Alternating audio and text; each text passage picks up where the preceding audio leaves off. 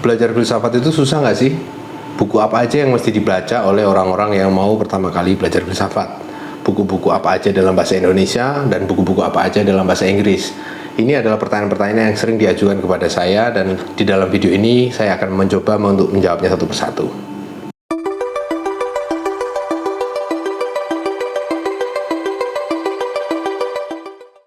Filsafat itu ilmu yang gampang-gampang susah ya.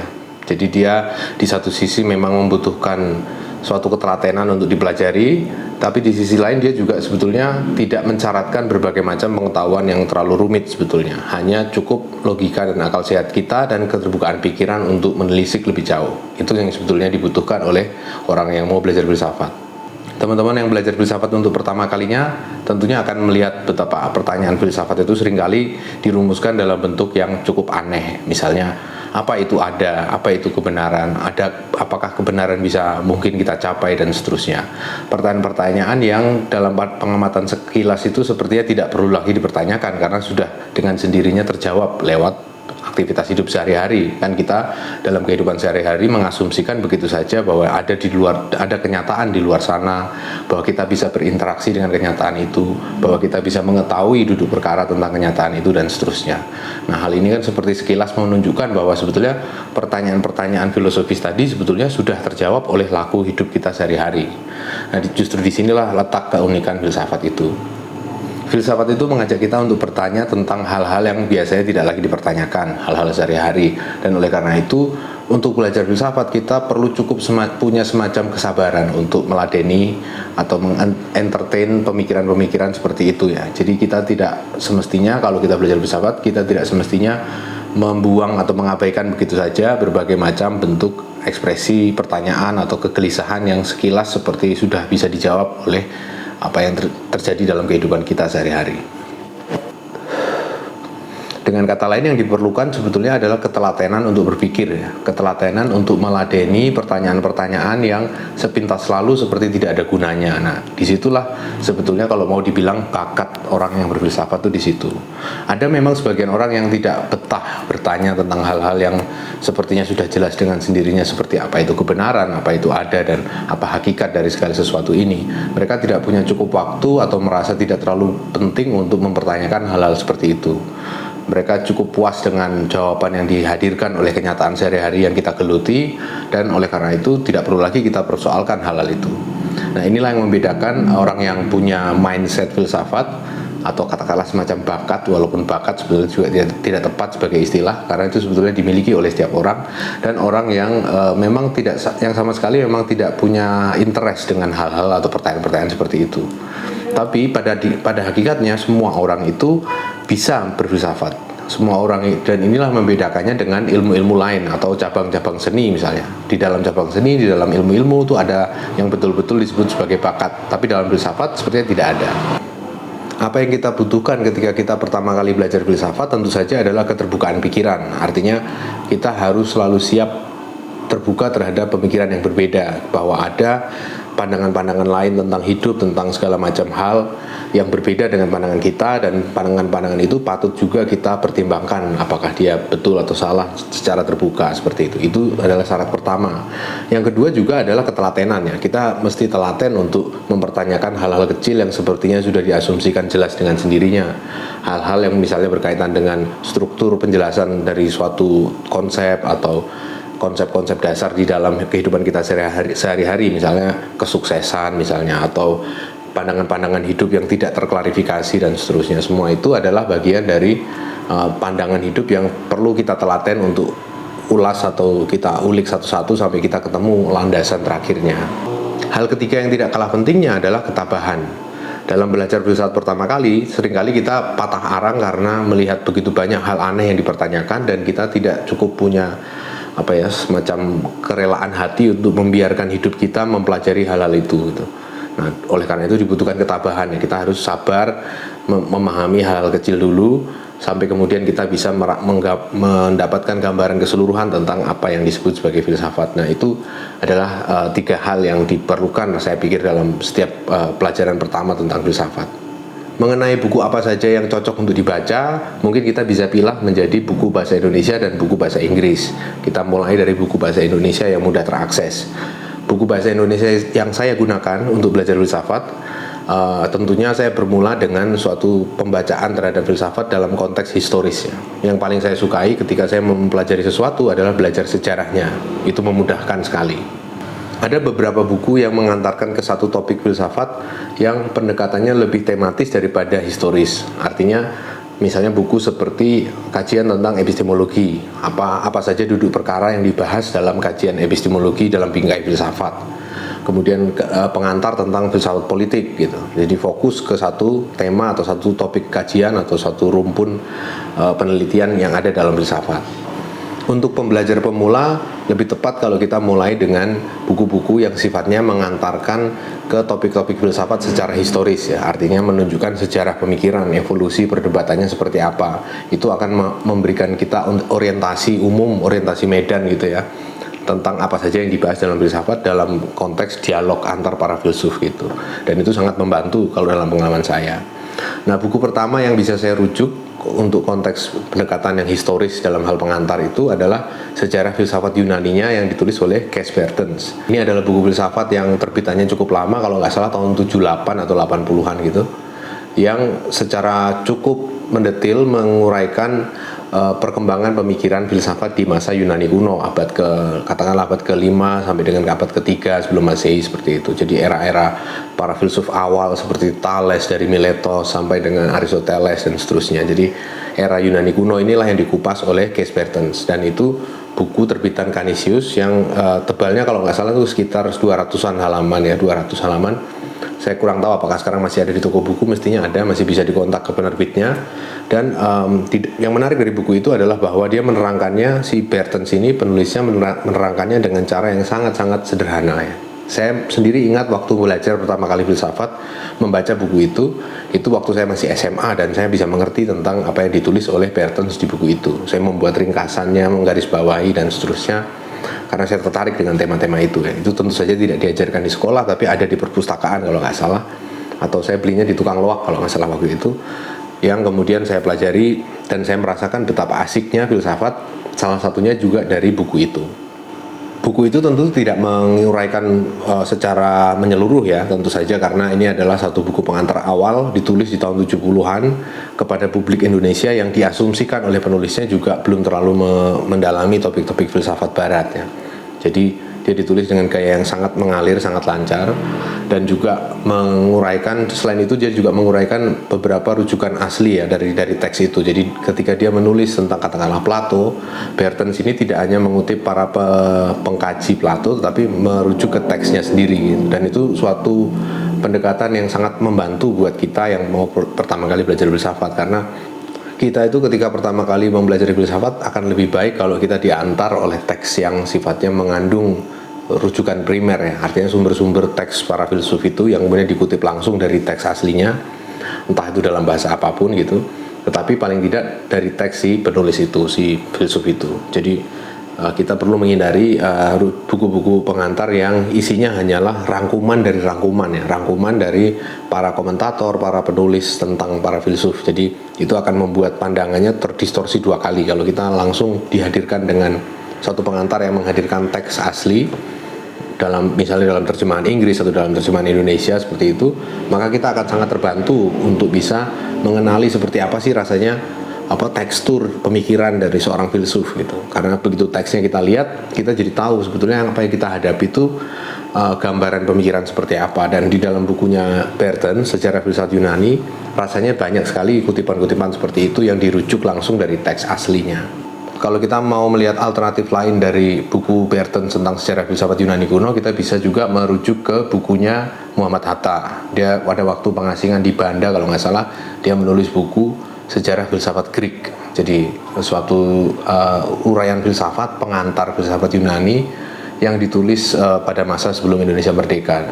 Dan itu menarik dari segi historis ya, karena dia ditulis oleh salah seorang proklamator, tetapi dari segi otoritatif, dari segi otoritas teksnya atau kebernasan uraiannya tentunya masih kalah dibanding Bertens, karena Hatta tentu saja bukan seorang akademisi filsafat ya. Dia orang yang belajar hukum, tapi karena dia belajar di Eropa tentunya dia mendapat materi-materi filsafat Dan itu yang dia kemudian tuliskan di dalam buku sejarah pemikiran atau filsafat Greek itu.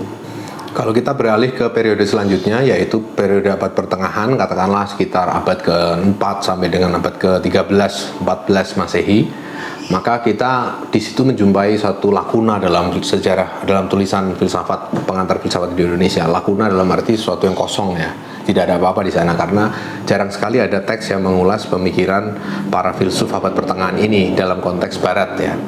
Kalau dalam tradisi Islam rasanya ada filsafat-filsafat Islam abad pertengahan yang klasik itu tentunya ada, tapi karena saya tidak mendalami itu, maka saya tidak bisa menguraikan atau memberikan contoh-contohnya di sini. Begitu kita masuk ke periode modern, yang dimaksud modern tentu saja adalah awal mulanya dari Descartes atau katakanlah mundur sedikit Renaissance sampai dengan ya Nietzsche lah ya, peralihan abad ke-20, itu disebut dalam filsafat sebagai filsafat modern. Buku yang menguraikan pemikiran filsafat modern di rentang periode itu salah satunya adalah buku dari Simon Petrus Lili Cahyadi, dosen saya di STF Bidakara. Judulnya adalah Petualangan Intelektual, diterbitkan juga oleh Canisius. Itu buku yang menarik, ya maksudnya cukup rinci. Itu adalah diktat yang dipakai untuk kuliah filsafat modern di Sekolah Tinggi Filsafat Bidakara dan di S1 gitu. Dan itu cukup rinci karena dan menariknya juga Simon Petrus Lili Cahyadi ini meneliti pemikiran filsafat modern itu dari teks-teks aslinya ya. Dari terutama ketika masuk ke pemikiran Kant, Hegel, Fichte dan seterusnya Jerman gitu, menjelang periode setelah Leibniz sampai dengan menjelang Nietzsche itu dia mengetengahkan suatu paparan yang sangat komprehensif ya, cukup mendetail lah untuk ukuran buku pengantar seperti itu. Dan rujukannya adalah asli dari bahasa Jerman karena Romo Simon Petrus Lili Cahyadi ini bisa berbahasa Jerman. Saya membaca buku Petualangan Intelektual ini sejak SMA ya, dalam bentuk bukan buku, waktu itu belum diterbitkan, tetapi masih dalam bentuk modul kuliah gitu. Jadi fotokopian A4 di clipping dengan kertas buffalo di lakban gitu ya, di jilid lakban gitu. Saya dapat dari salah seorang guru saya di SMA yang pernah kuliah di STF Bidakara. Nah, disitulah saya membuat catatan ringkasan dan seterusnya, dan saya merasa sangat terbantu dengan buku itu untuk mengetahui duduk perkara filsafat modern. Buku lain yang membahas periode yang sama dalam konteks pengantar filsafat di Indonesia adalah bukunya Francisco Budi Hardiman. Itu judulnya adalah Filsafat Modern, kalau saya tidak keliru, diterbitkan oleh Gramedia. Covernya dulu ketika cetakan pertama itu warnanya hijau ya. Nah, teman-teman bisa cari itu buku, rasanya juga sampai sekarang masih dicetak ulang terus ya, karena pemikiran Pak Franky atau Francisco Budi Hardiman ini juga mendetail, dia menguraikan bukan hanya sejarah filsafat tapi sejarah pemikiran di sekitar itu, sejarah kebudayaan katakanlah seperti itu. Jadi cukup kaya sebagai sebuah teks. Uraian pengantar filsafat dalam konteks historis yang memberikan konteks budaya dari perkembangan suatu pemikiran filosofis itu sangat penting ya untuk orang yang belajar pertama kali filsafat, karena ketika kita mau mempelajari filsafat modern, sebetulnya kita itu juga wajib mempelajari sejarah kebudayaan yang melingkupi filsafat modern itu, yaitu sejarah kebudayaan Barat. Dalam arti itu kita juga misalnya belajar tentang keruntuhan monarki, munculnya pemikiran-pemikiran tentang demokrasi dan seterusnya dalam konteks sejarah pemikiran itu tadi. Belajar tentang konteks filsafat ini sangat penting karena filsafat itu tidak muncul dari ruang hampa ya, dia hadir di dalam suatu dari bagian dari rangkaian perdebatan panjang dalam sejarah pemikiran gitu, dan itu berkaitan juga dengan politik, dengan seni, sastra dan seterusnya, kebudayaan secara umum. Dan teks dari Pak Francisco Budi Hardiman ini menguraikan hal itu dengan cukup mendetail. Kalau kita beralih ke era kontemporer, artinya abad ke-20, mulai dari tahun 1900 sampai dengan menjelang 2000-an seperti itu katakanlah. Nah, teks yang menarik untuk periode itu sebagai pengantar adalah saya kembali ke Bertens lagi. Jadi ada dua buku sebetulnya dari Kees Bertens itu. Yang pertama adalah Sejarah Filsafat Kontemporer Inggris-Jerman. Yang kedua adalah Sejarah Filsafat Kontemporer Prancis. Keduanya diterbitkan oleh Gramedia dan sangat menarik isinya. Keduanya sebagai teks itu cukup tebal ya. Kalau nggak salah itu hampir 400 halaman satu bukunya. Jadi 350, 370 kalau saya nggak keliru. Dan itu terbitannya sebetulnya tahun 90-an, tetapi dia dicetak ulang dalam edisi yang berbeda ya. Mungkin sepertinya direvisi, ditambah gitu. Di tahun 2000-an ke belakang sini, 2010-an ke sinilah. Dan itu cukup menarik ya sebagai teks, karena kalau kita ngelihat karakter dari uraian Cass Bertens ini adalah penulis ini bisa menguraikan konteks dari pemikiran-pemikiran para filsuf kontemporer itu, tapi juga yang sifatnya penelitian kearsipan. Jadi artinya si Cass Bertens ini menelisik arsip-arsip surat-menyurat para filsuf, itu dihadirkan juga di dalam teks itu, dan kemudian biografi sebagai pemikir itu juga diketengahkan dengan cukup clear ya. Jadi menarik sebagai sebuah teks karena dia bisa menghadirkan semua itu dalam panjang jumlah halaman yang tidak terlalu tebal ya, dengan mempertimbangkan tadi keluasan atau keruwetan dari filsafat abad ke-20 sendiri itu.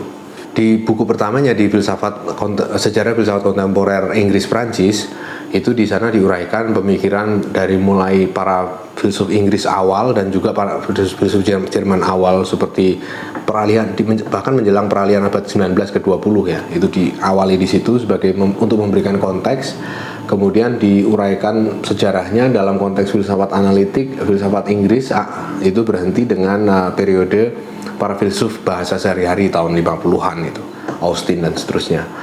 Kemudian kalau dari segi filsafat Jerman itu diuraikan misalnya tokoh-tokoh seperti Martin Heidegger dan seterusnya, bahkan juga pemikir-pemikir yang kita sekarang sudah nggak lagi kenal namanya ya. Banyak sekali di situ cukup diberikan tempat oleh Cass Bertens ini.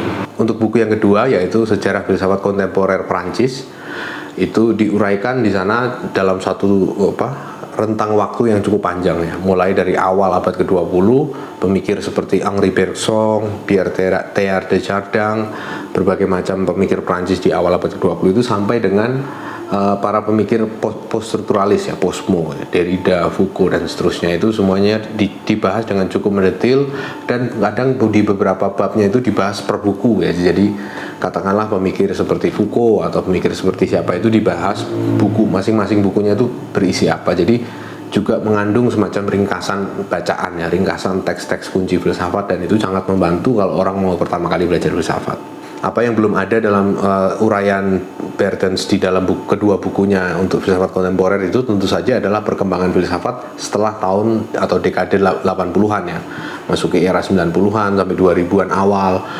Pemikir seperti Zizek, Badiou gitu tidak diuraikan di dalam buku itu. Dan banyak perkembangan pemikiran dalam tradisi filsafat analitik juga tidak dihadirkan di dalam dua jilid buku Bertens untuk filsafat kontemporer itu. Ya, jadi ada 5 buku itu yang saya rekomendasikan untuk orang yang belajar pertama kali filsafat. Saya usulkan untuk memulai dari buku-buku yang memberikan uraian sejarah pemikiran filsafat, jadi kelihatan kronologi dan debatnya. Pertama adalah Sejarah Filsafat Yunaninya Bertens, yang kedua adalah petualangan intelektualnya Simon Lili Cahyadi atau filsafat modernnya Francisco Budiardiman. Yang keempat itu adalah buku filsafat kontemporer Prancis dan filsafat kontemporer Inggris Jerman. Jadi ada 5 itu yang kemudian menjadi dasar bagi kita untuk belajar filsafat. Dan saya sendiri pertama kali belajar filsafat itu menggunakan 5-5-nya itu yang saya pelajari sebelum kemudian saya masuk ke sekolah tinggi filsafat untuk kuliah filsafat secara formal seperti itu. Untuk teman-teman yang masih penasaran lagi dengan bacaan-bacaan filsafat pengantar yang sifatnya elementer seperti itu, dan mau merambah ke literatur berbahasa Inggris, saya usulkan mungkin buku pertama yang cocok untuk belajar sejarah filsafat secara umum, overview seperti itu, tentunya adalah bukunya Bertrand Russell, History of Western Philosophy. Tebalnya kalau nggak salah 1000 halaman ya. Sudah diterbitkan, sudah diterjemahkan di dalam bahasa Indonesia juga kalau nggak salah, oleh penerbit Jogja di tahun bahkan era-era reformasi kalau nggak salah. Dan itu adalah satu buku uraian historis tentang sejarah, tentang perkembangan filsafat yang cukup komprehensif, karena mulai dari era Yunani sampai dengan awal abad ke-20 di dalam buku itu. Russell sendiri menulis buku itu kan memang di paruh pertama abad ke-20, jadi dia praktis tidak mengerti perkembangan filsafat sesudah itu. Filsafat tahun 50-an sampai dengan sekarang itu dia sama sekali tidak membahas.